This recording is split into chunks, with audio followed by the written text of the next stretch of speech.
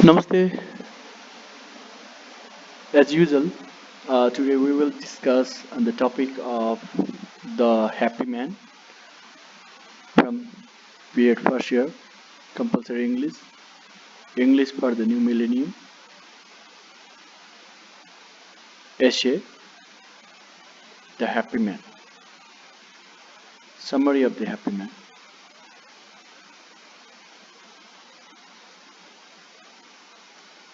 The Happy Man is an essay by Bernard Russell, famous writer. Bernard Russell has written this essay. In this essay, the author mainly tries to tell how a man could be happy and the factors responsible for his happiness. Russell describes that a man who is free of fear, oppression, and frustration with wide interest can be called a happy man. Here are the main points the author discusses to be the happy man. The happy man will have his childhood happy. He gets love from his parents. He is free and spends most of the day in playrooms with other children or out of doors. He gets every environment in favor of him without any interruptions. He should do any activity that interests him. The child needs two things above all: freedom to grow and security. Security comes from affections of the parents and routine. A child can reach school age without being filled with complexes, fears, and furies.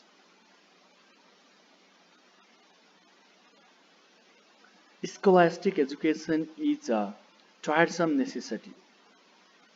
Children should grow freely in the natural environment. Though scholastic education can't be entirely free, it can be much more nearly free than conventional methods. Intelligent children can learn to read and write because they want to. For some children, conventional education is worthless. In classical Greece, gentlemen did nothing with their hands because they had slaves. They spent much time talking, owing to the nature of scholastic education. The focus was on verbal tests. This some case was in Europe, but in America, manual tests were of focus. All education can be pleasant if the child feels that is important. All education can be pleasant if the child feels that is important. Cultural education should also be focused.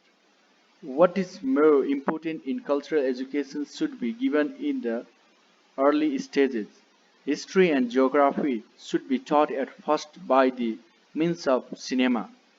They will give pleasure. Similarly, artistic education should be considered. Opportunities for literature, music, and painting should be given to those who like them.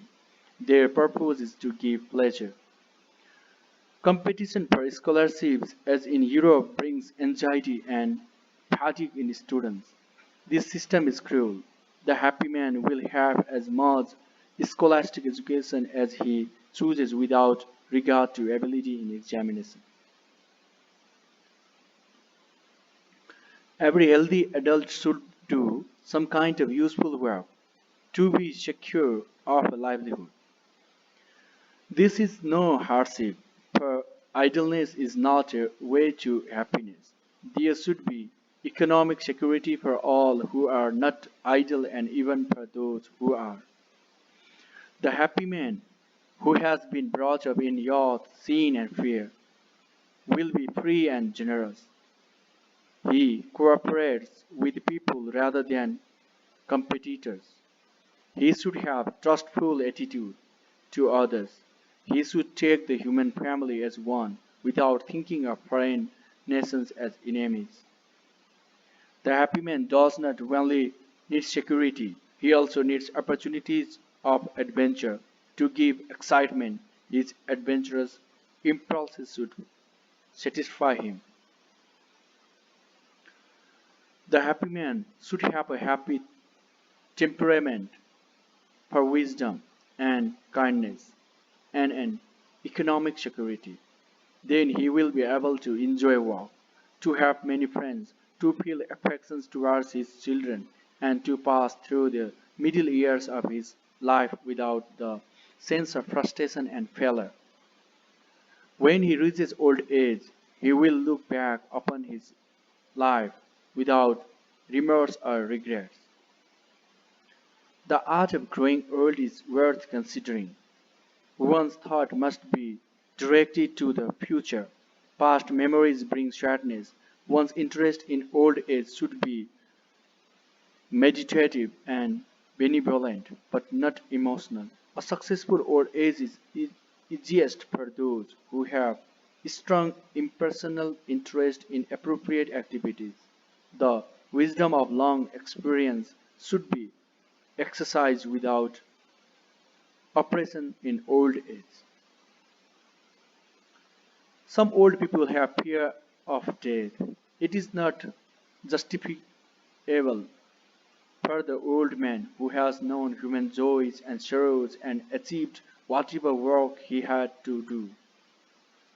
The best way to overcome the fear of the dead in old age is to make interest gradually wider and more impersonal until merged in the universal life. An individual human existence should be like a river which in the end merged in the sea. The wise man should wish to die while still at work, knowing that others will carry on that he can so longer do, and satisfied in the thought that what was possible has been done. What has possible what was possible has been done. Satisfied in the thought that what was possible has been done. Thank you. This is summary of the lesson Happy Man from Compulsory English B.Ed first year essay section.